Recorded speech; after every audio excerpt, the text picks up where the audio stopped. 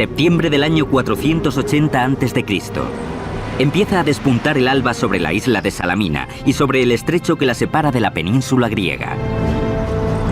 La quietud del mar no hace pensar que en pocas horas aquí se librará una sangrienta batalla que al final del día teñirá de rojo el Mediterráneo. En juego, ni más ni menos que el futuro y la independencia de Grecia, una nación de islas y ciudades-estado situada en las proximidades del mayor imperio del mundo conocido, Persia.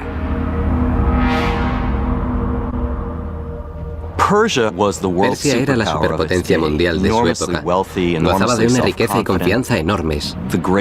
Era el imperio más multiétnico y multicultural que el mundo había contemplado. Una fuerza invasora persa de dimensiones épicas se asomaba por el horizonte. Una flota de 700 buques que transportaba a 150.000 guerreros decididos a anexionar Grecia a su imperio. Pero un almirante y estadista griego llevaba preparándose muchos años para un momento así, y estaba listo para la batalla. Se llamaba Temístocles. Pero hacerle frente a Persia, la mayor superpotencia mundial de aquella época, no sería tarea fácil para Temístocles. Hola, soy Peter Weller. En primer lugar, la flota persa doblaba en número a la griega. Y en segundo lugar, Temístocles se enfrentaba al escollo casi insalvable de tratar de aunar bajo un solo mando a un grupo de guerreros sin más en común que sus continuas disputas entre sí. El lado bueno del desarrollo civil de la antigua Grecia era que cada una de las ciudades-estado era una especie de mini-nación independiente y autosuficiente dentro de Grecia. Y el lado malo de ese desarrollo civil era precisamente su sistema político de ciudades-estado. Y es que si bien todas ellas hablaban la misma lengua y adoraban a los mismos dioses, no se puede decir que hubiera un sentimiento de unidad nacional. Sus únicas prioridades las dictaban los asuntos regionales y culturales de cada ciudad. Resumiendo, cuando no se llevaban mal, se llevaban peor que mal. Si había alguien que pudiera aunar a todos los pueblos griegos, ese era Temístocles. Un hombre de origen plebeyo que no se avergonzaba de hacérselo saber a sus compatriotas. Siempre estuvo fuera del sistema, y así lo reconocía. Incluso hacía gala de su falta de educación. Solía decir que, aunque no tuviera ni idea de afinar una lira ni de entonar una melodía, sabía todo lo que había que saber para hacer grande y libre una ciudad. Para Temístocles, el ejército persa no era ningún desconocido. 10 años antes, un pequeño contendiente imperial ya había invadido Grecia por primera vez y había combatido contra los atenienses y sus aliados en Maratón. Temístocles aprovecharía esa experiencia en la batalla que se avecinaba en Salamina y basaría su estrategia en un punto débil que ya había detectado en la máquina de guerra persa, su flota. Se dio cuenta de que el mar no era el elemento natural de los persas. Persia era una potencia terrestre. Tanto era así que su religión consideraba el agua marina como algo demoníaco. Temístocles quería que los griegos construyeran una flota naval sin parangón en la historia. Enseguida comenzaron a trabajar a velocidad de crucero para armar un total de 200 trirremes, las embarcaciones más mortíferas de la antigüedad. Un trireme tiene una eslora de casi 40 metros. Es ligero y estilizado, y está rematado con un espolón de madera cubierto de bronce al nivel del agua. Ese es el arma ofensiva del trireme. Se podría decir que era una especie de misil tripulado. El trirreme era empujado por 170 remeros apostados en 3 niveles distintos, 62 en el nivel superior, 54 en el medio y 54 en el inferior. En este último, los remeros estaban sentados a tal profundidad que las portillas de los remos no levantaban más de 45 centímetros de la superficie del mar. Era un barco de madera impulsado por remos. Podía alcanzar los 8 o 9 nudos de velocidad, algo asombroso para la edad antigua. Y podía atacar con un misil.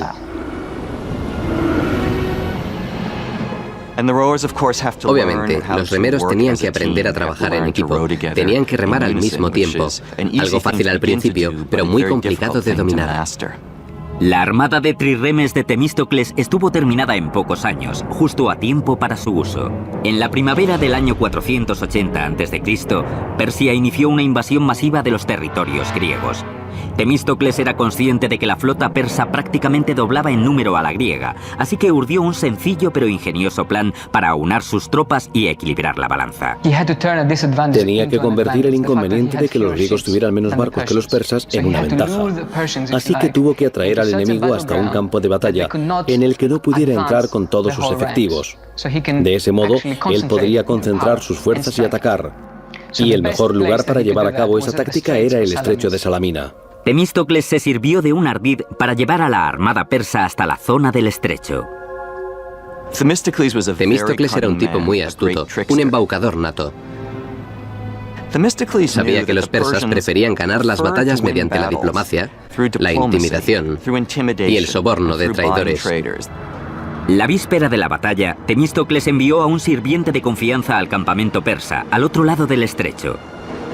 El sirviente fingió ser un traidor y le reveló al rey persa que entre las tropas griegas reinaba la confusión y que si partían con sus naves por la noche, a la mañana siguiente lograrían sorprenderles. Los persas mordieron el anzuelo.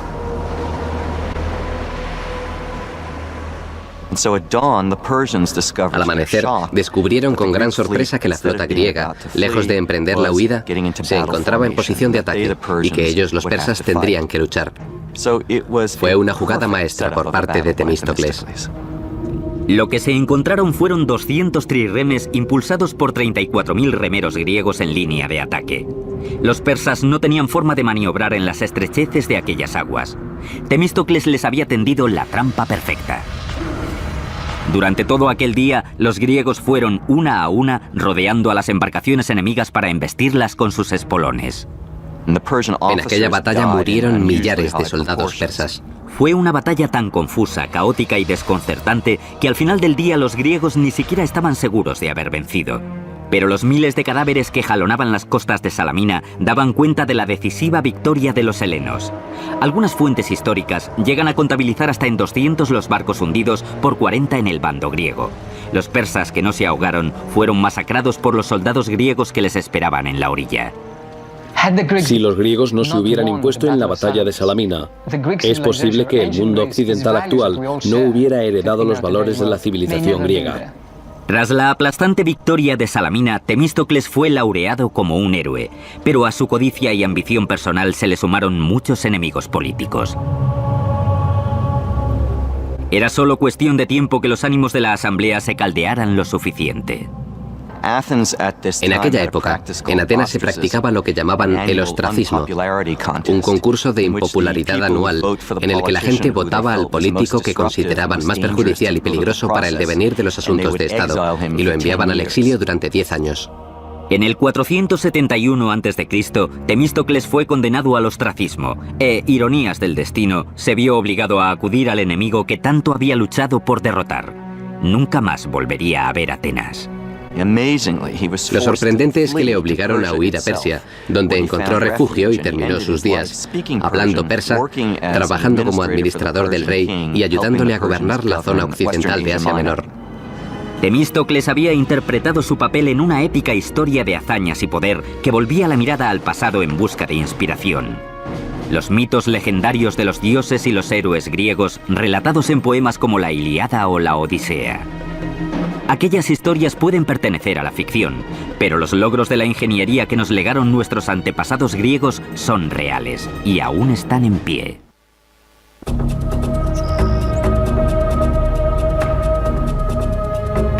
En el año 1300 a.C., un pueblo que hablaba una variante rudimentaria del griego había ocupado grandes extensiones de la península helénica. Se trataba del pueblo micénico, cuyas guerras y escándalos, logros y hazañas alimentaron durante años la leyenda y pusieron los cimientos de la civilización griega.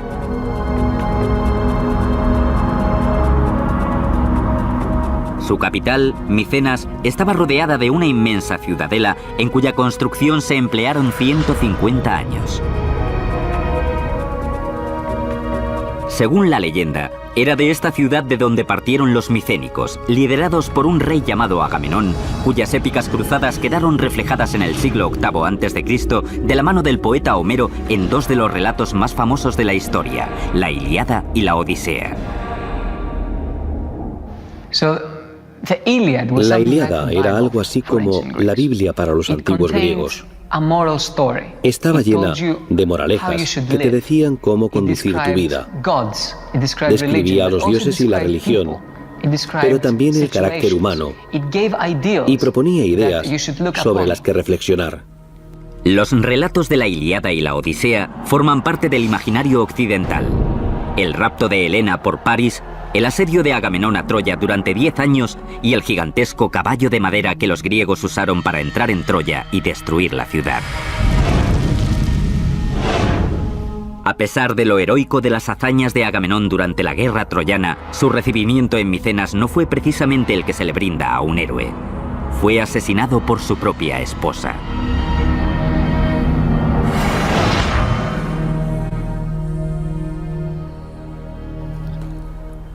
Los estudiosos llevan siglos discutiendo si Homero compuso la Ilíada y la Odisea, o si no hizo más que recopilar las canciones y leyendas populares, o incluso si habría que atribuirle alguna autoría. Aunque para los antiguos griegos todo este debate no sería más que una discusión bizantina, ya que ellos no consideraban a Homero ni un cantautor ni un escritor de bestsellers del 3 al 4. Homero era un historiador y esas leyendas no eran para contárselas a los niños antes de acostarse. Eran hechos verídicos.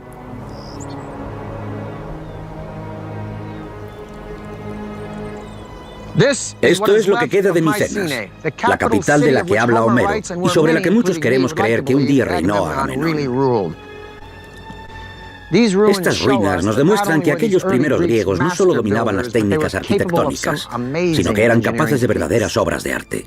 A medida que nos acercamos a Micenas, lo primero que vemos son los muros de la fortificación. Resultan verdaderamente impresionantes. A una le invade una sensación de majestuosidad. Los muros de la ciudadela de Micenas están reforzados con bloques de piedra de unas 10 toneladas de peso cada uno. Fueron diseñados con tal precisión que cada bloque encaja perfectamente en su lugar junto a los demás. Pero para visiones sobrecogedoras, nada en Micenas se acerca más a esa sensación que la colosal entrada a la ciudadela, la Puerta del León. Esta es la Puerta del León, la entrada principal a la ciudadela de Micenas. Una de las estructuras más imponentes de la Edad Antigua, un impresionante ejemplo simbólico y un impresionante ejemplo constructivo.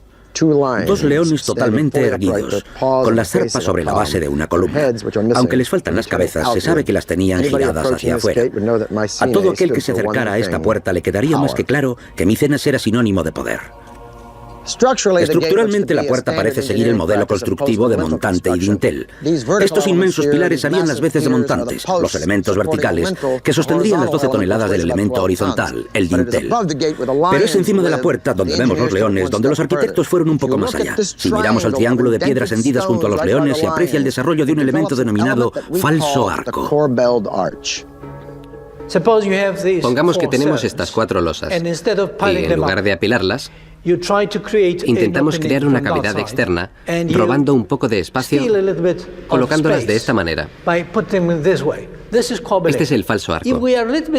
Si somos un poco más ambiciosos e intentamos desplazar más las losas con este sistema,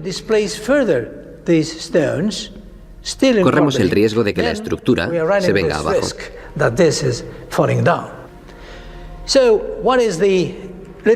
¿Cuál es el truco para ganar más espacio y evitar la inestabilidad? Muy sencillo. Colocar contrapesos detrás de las losas escalonadas.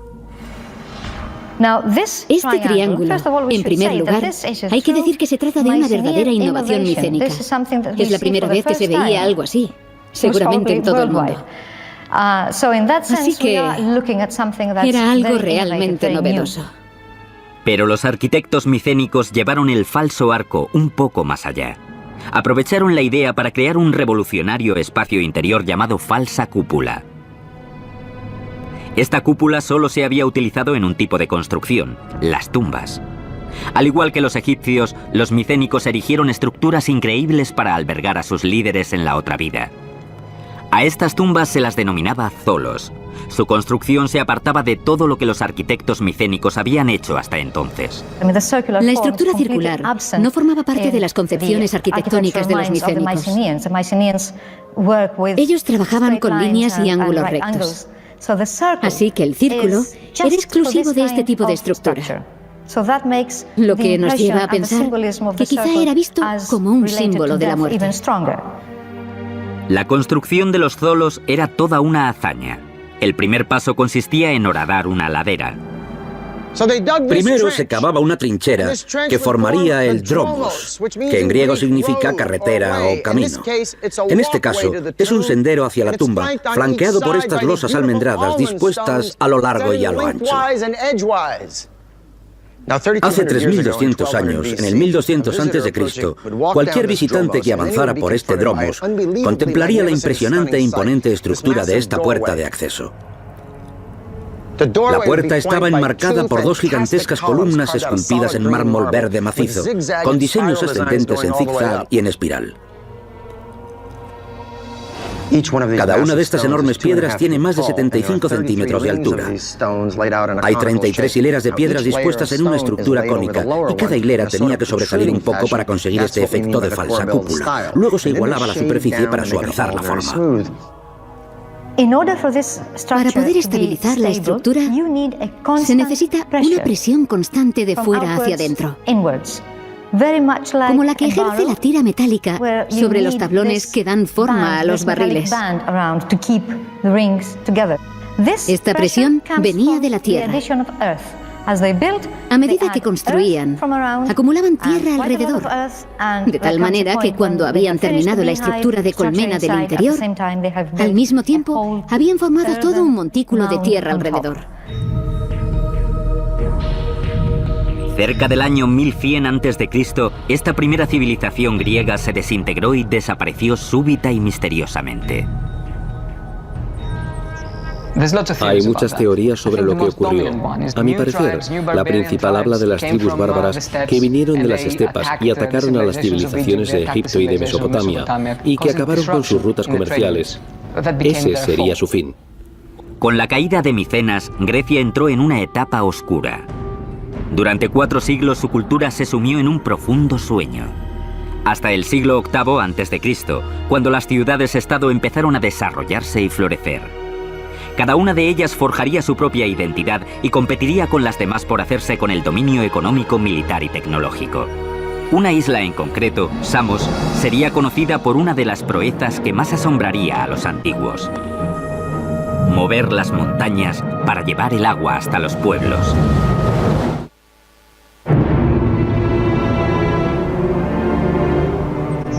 Esparta, Atenas, Corinto, Tebas. Son solo algunas de las más de 100 ciudades-estado que surgieron por toda Grecia 400 años después de la desaparición de la civilización micénica. Antes del advenimiento de la democracia, los destinos de muchas de estas ciudades estaban regidos por un único mandatario, denominado tirano. Alrededor del 540 a.C., un tirano llamado Polícrates se hizo con el poder en la isla de Samos, en la región oriental del mar Egeo. Era toda una figura de la política internacional. Forjó alianzas tácticas no solo con los persas, sino también, por ejemplo, con los egipcios. Era un personaje ambicioso.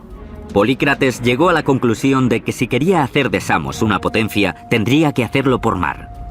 Mandó construir una flota de 100 trirremes que aterrorizó a las ciudades-estado vecinas e impuso gravámenes a los barcos que pasaban por sus aguas.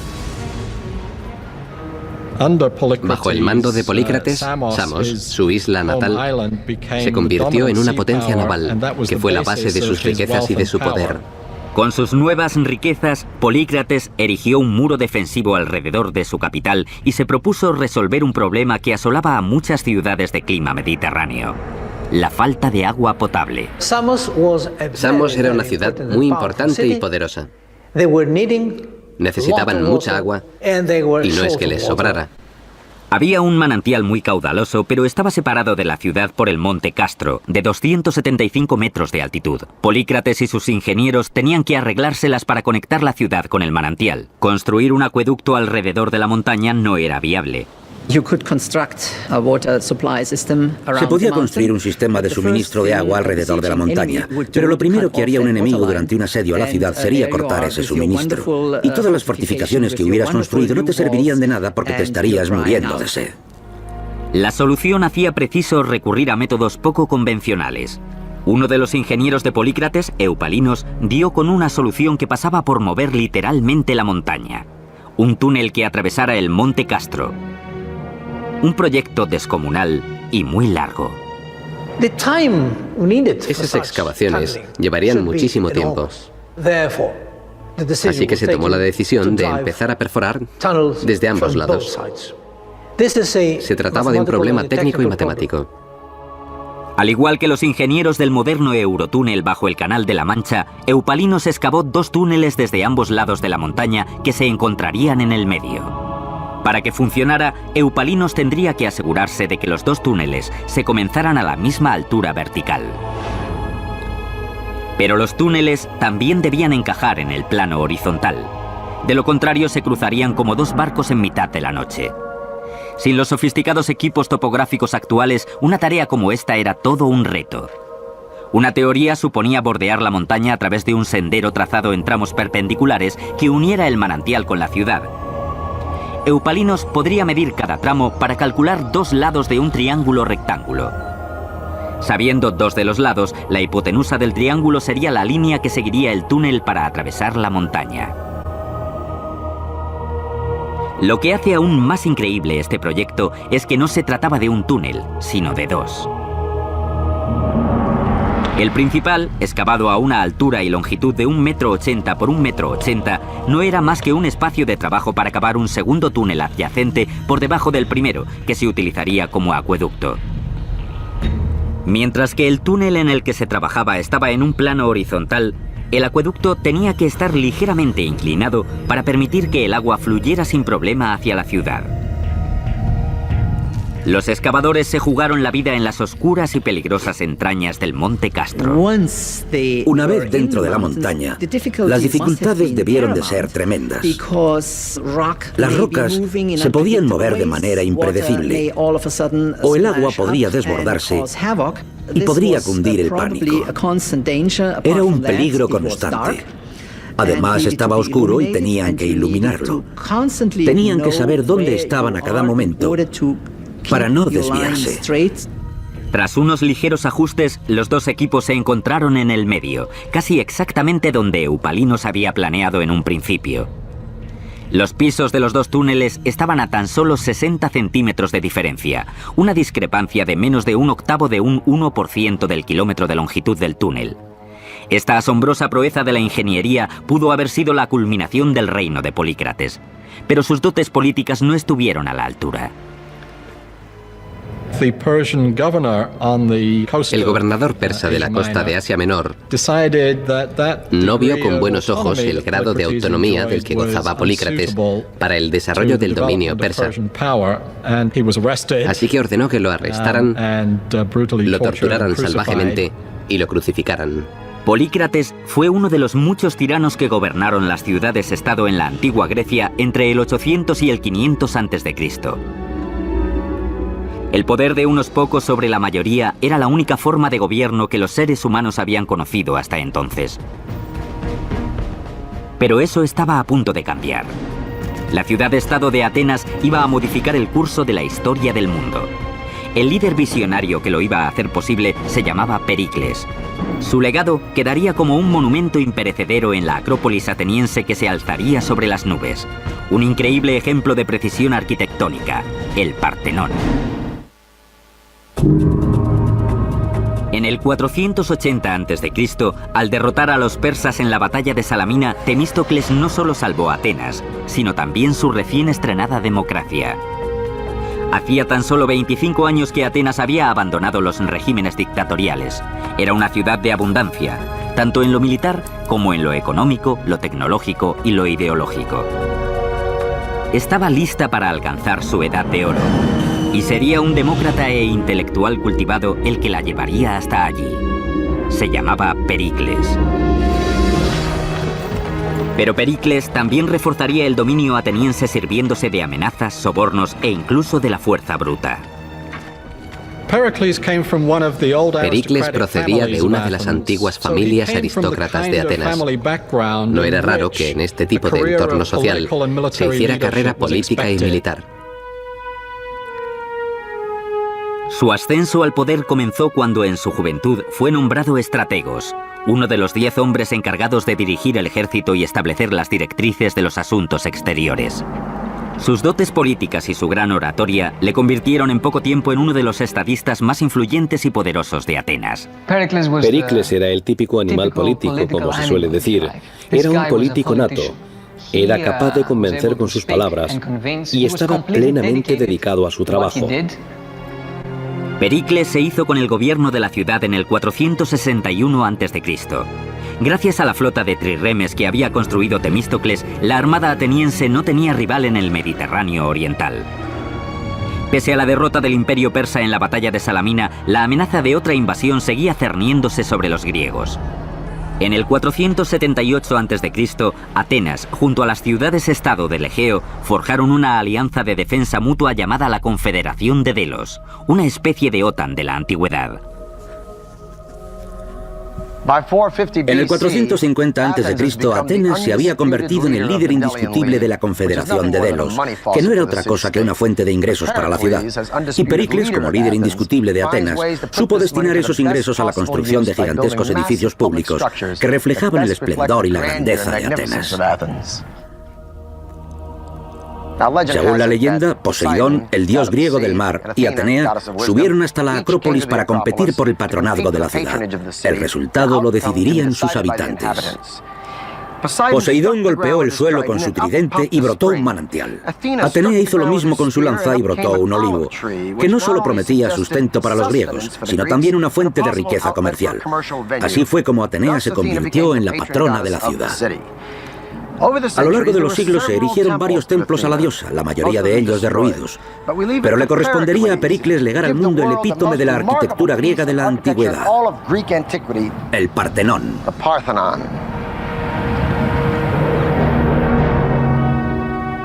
Pericles decidió reconstruir el Partenón en la Acrópolis, aprovechando los ruinosos cimientos de un antiguo templo dedicado a Atenea. Se necesitaron miles de trabajadores y de artesanos para dar forma a este majestuoso templo. Y costó más que cualquier otra construcción griega hasta la fecha: 30 millones de dracmas, es decir, miles de millones de euros. Es una cantidad astronómica, pero no hay que olvidar que se trataba de un gigantesco proyecto estatal. La descomunal construcción dio comienzo en el año 447 a.C. El Partenón tendría una longitud cercana a 2/3 de un campo de fútbol, con un perímetro de 70 metros de largo y 33 de ancho. El primer reto era extraer el mármol de una cantera situada a 16 kilómetros de la ciudad. En total, se necesitarían unas 30.000 toneladas de piedra blanca y fina. En la cantera se usaban las grietas naturales de las rocas para separar los gigantescos bloques de mármol de la ladera. Lo primero es localizar las grietas y calcular si la pieza de mármol se ajusta a mis necesidades concretas. A continuación, hay que colocar cuñas en las grietas horizontales y verticales. Las cuñas no podían ser de madera, tenían que ser de hierro,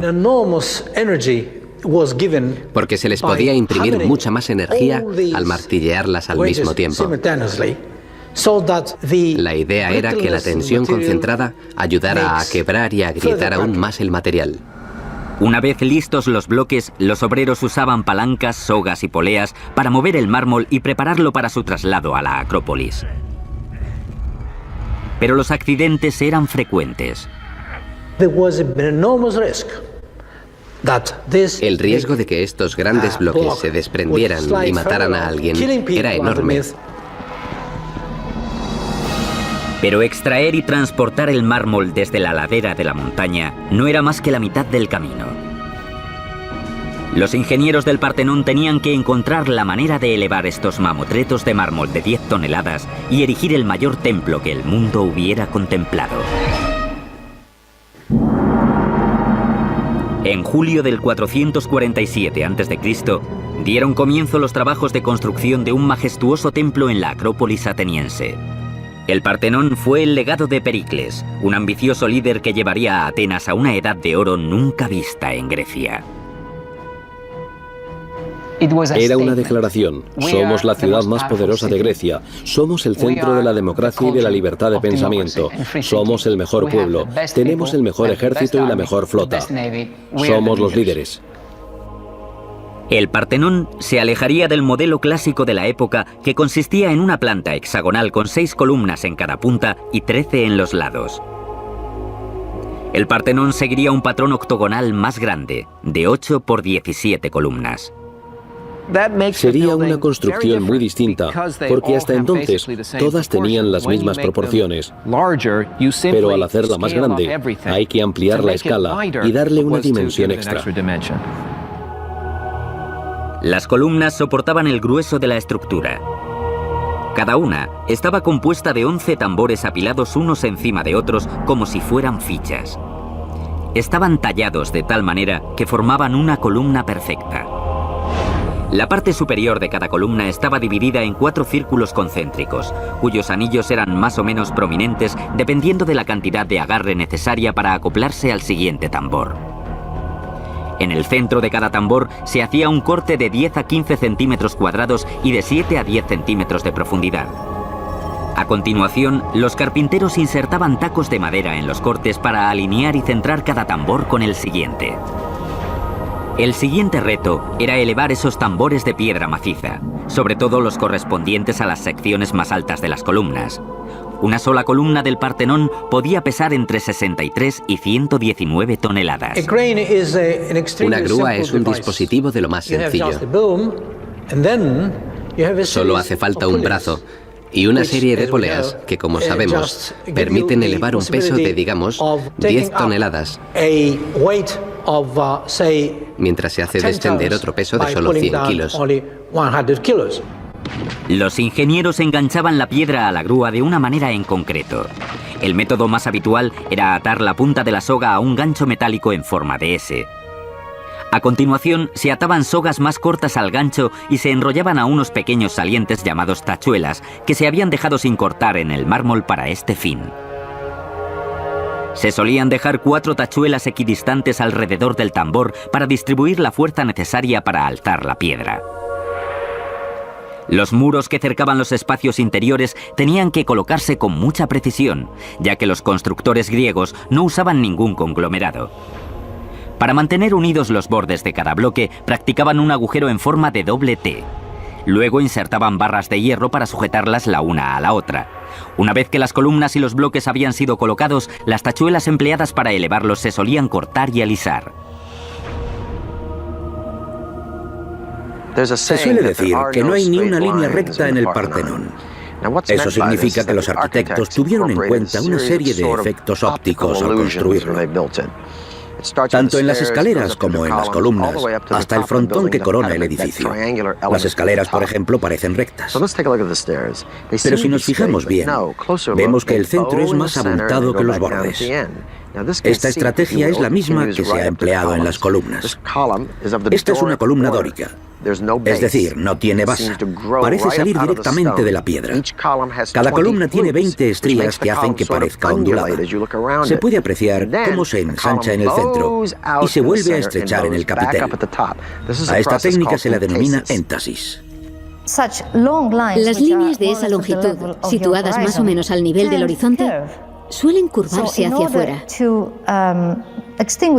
Para paliar ese efecto, decidieron curvarlas hacia adentro, de modo que el resultado fuera más armonioso y pareciera que estaban rectas, porque si hubieran utilizado ángulos rectos perfectos se vería así.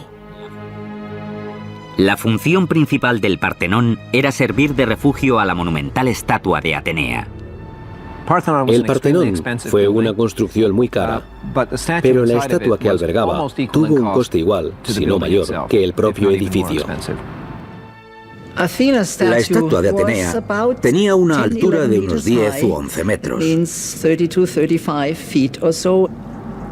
los materiales con que se fabricó fueron oro y marfil. Como parte del trabajo artesanal de la obra, se encargó a cientos de escultores que perfilaran figuras de tamaño real. El conjunto escultórico más famoso del templo es el friso que recorría los muros interiores del edificio. Se trataba de un altorrelieve que sobresalía tan solo unos centímetros de la piedra y representaba las Panateneas, unas fiestas en honor de la diosa Atenea que la ciudad celebraba cada 4 años. Lo que queda hoy en día en el lateral del Partenón son los restos de mármol blanco del edificio. Antiguamente, no solo las esculturas, sino muchas otras partes estaban decoradas con muchas pinturas. Pero no todos los atenienses quedaron cautivados por el Partenón. Algunos lo consideraban un adefesio, además de un monumento a la gloria de Pericles. Muchos atenienses odiaban el Partenón y los demás templos. Los veían como una afrenta, como algo horrible. A Platón, por ejemplo, le horrorizaba. Eso era lo que pensaban muchos atenienses cuando miraban a sus lugares sagrados y veían esos edificios tan novedosos, que no tenían nada que ver con el pasado. Las voces de descontento no se dirigían únicamente al Partenón. A medida que Pericles seguía ampliando el dominio de Atenas, sus rivales empezaron a conspirar contra él. No tardaron en arremeter contra sus socios más próximos. La primera de la lista era una bella y cultivada mujer llamada Aspasia, un miembro de la élite social de las heteras y consorte de Pericles. Las heteras eran las cortesanas de las clases altas. Se las suele comparar con las geishas de la cultura japonesa. Las heteras se movían por las altas esferas de la vida cultural ateniense y griega. En la Atenas clásica, el papel de las mujeres estaba subordinado al de los hombres, pero Aspasia era la excepción a la regla. Pericles la trataba como una igual, y su consorte enseguida pasó a formar parte de la élite ateniense. Pero ellos se convirtieron en una pareja muy conocida. Y para sorpresa y cierto escándalo del pueblo ateniense, Pericles se atrevía incluso a besar a Aspasia en público. Y claro, aquellas muestras de afecto en público no era algo acostumbrado en la Atenas clásica. En el 432 a.C., tras casi 15 años, se terminó la construcción del Partenón. Este templo a Atenas sirvió al propósito deseado por Pericles. Le hacía saber al mundo entero lo poderosa que era Atenas. Resulta irónico que la supremacía que simbolizaba aquel edificio estuviera languideciendo mientras la de su archienemigo, Esparta, iba en aumento.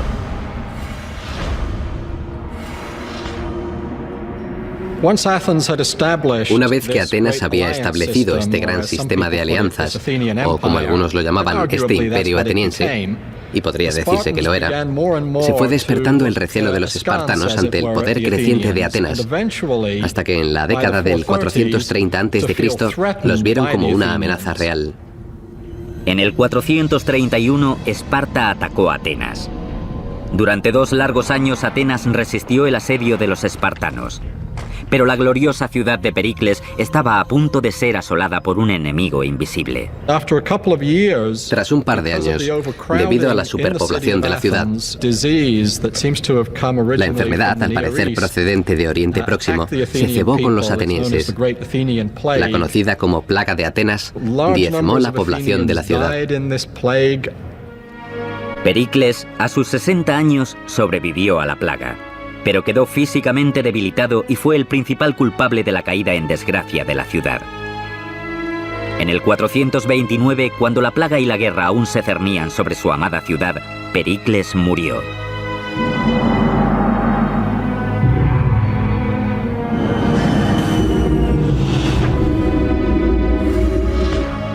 El sangriento y brutal conflicto entre Atenas y Esparta, conocido como la Guerra del Peloponeso, se prolongó otros 25 años hasta que, por fin, en el 404 a.C., Atenas fue derrotada.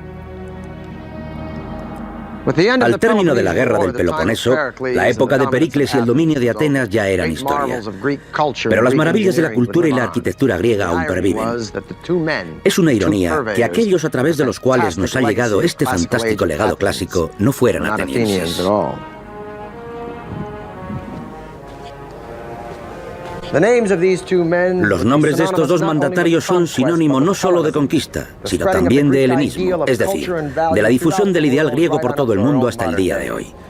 Uno fue Filipo II de Macedonia y el otro su propio hijo, el hombre que sería la envidia de todo general y emperador desde Julio César hasta Napoleón o el general Patton, el hombre que atravesaría la mayor parte del mundo conocido en tan solo 33 años de vida, el estudiante de Aristóteles que se autoproclamaría Dios, Alejandro Magno.